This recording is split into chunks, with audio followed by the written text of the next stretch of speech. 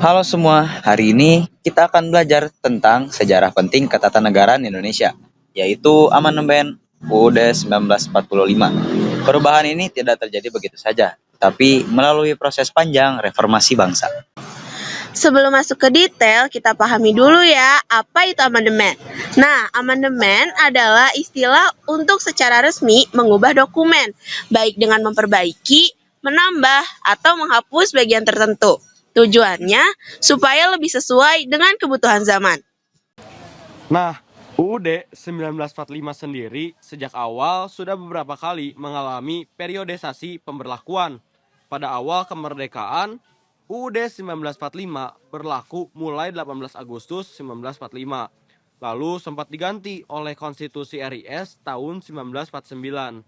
Kemudian UUD 1950 setelah dekret Presiden 5 Juli 1959, UUD 1945 berlaku kembali dan sejak saat itu menjadi dasar konstitusi negara kita.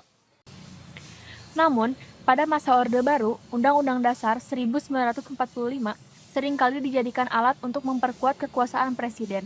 Kekuasaan eksekutif sangat dominan, sementara rakyat kurang mendapat ruang dalam sistem pemerintahan. Inilah yang melahirkan reformasi 1998. Rakyat menuntut demokratisasi, membatas kekuasaan presiden, penghormatan terhadap hak asasi manusia, serta perbaikan sistem pemerintahan. Dari sinilah kemudian lahir amandemen Undang-Undang Dasar 1945 yang dilakukan dalam 4 tahap, yaitu dari tahun 1999 sampai 2002. Amandemen pertama ditetapkan pada 19 Oktober 1999 melalui Sidang Umum MPR tanggal 14 sampai dengan 21 Oktober. Isi pokoknya adalah membatasi kekuasaan presiden yang sebelumnya terlalu kuat. Perubahan ini juga memperjelas pemisahan kekuasaan antara eksekutif, legislatif, dan yudikatif agar terciptanya sistem check and balance. Latar belakangnya, desakan reformasi 1998, Undang-Undang Dasar 1945 dianggap tidak dimanfaatkan dengan baik pada masa Orde Baru.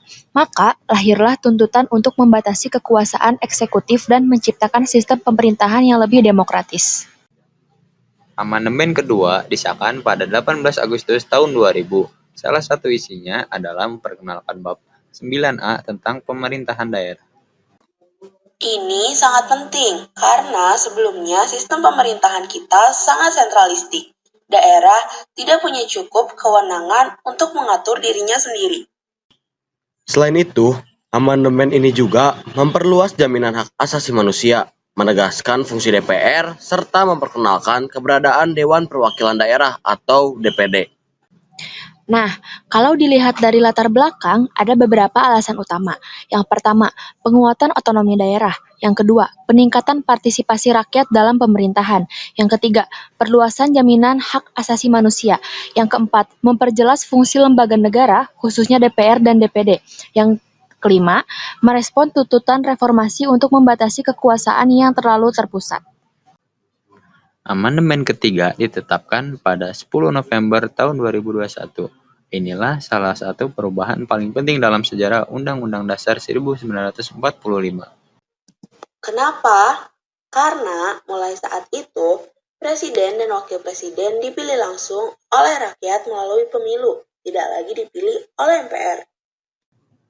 Selain itu, ada pengaturan mekanisme pemberhentian presiden dan wakil presiden atau impeachment yang melibatkan DPR, Mahkamah Konstitusi, dan MPR.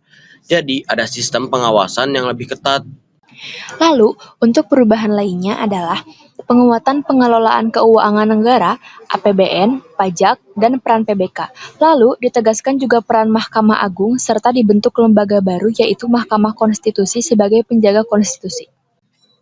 Jangan lupa, amandemen ini juga menegaskan bahwa Indonesia adalah negara hukum, kedaulatan berada di tangan rakyat, dan NKRI adalah negara kepulauan yang berciri Nusantara.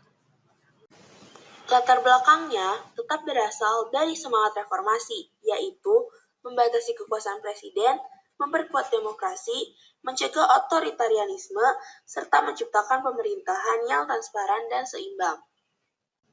Amandemen keempat adalah yang terakhir, disahkan pada 10 Agustus 2002 dalam sidang umum MPR 1-11 Agustus. Isi utamanya adalah perubahan besar. Ada 13 pasal yang diubah, 3 pasal aturan peralihan, 2 pasal tambahan, serta perubahan 2 bab, yaitu bab tentang DPD dan bab tentang Mahkamah Konstitusi. Beberapa poin penting adalah, yang pertama, pembentukan Dewan Perwakilan Daerah (DPD) sebagai bagian dari MPR. Yang kedua, yaitu penghapusan Dewan Pertimbangan Agung atau DPA. Yang ketiga, ada penambahan ketentuan tentang Bank Sentral termasuk kedudukan, kewenangan, dan independensinya. Yang keempat, yaitu pengaturan lebih jelas tentang pendidikan, kebudayaan, perekonomian, dan kesejahteraan sosial. Dan yang terakhir adalah pengaturan mengenai mata uang dan kewajiban pembelaan negara. Dengan amandemen keempat ini, sistem ketatanegaraan Indonesia semakin lengkap, sesuai dengan prinsip demokrasi, kesejahteraan, dan keadilan.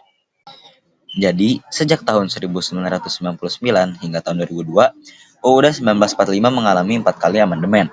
Perubahan ini lahir dari tuntutan Reformasi 1998 untuk membatasi kekuasaan, memperkuat demokrasi, menjamin HAM, memperkuat otonomi daerah, serta menciptakan sistem negara yang lebih transparan dan berkeadilan. Undang-Undang 1945 tetap menjadi dasar negara kita, tetapi isinya sudah lebih lengkap dan sesuai dengan perkembangan zaman. Amandemen adalah bukti bahwa konstitusi tidak baku, melainkan bisa berkembang sesuai kebutuhan rakyat. Nah, yang paling penting, semua perubahan itu bertujuan agar kedaulatan tetap berada di tangan rakyat.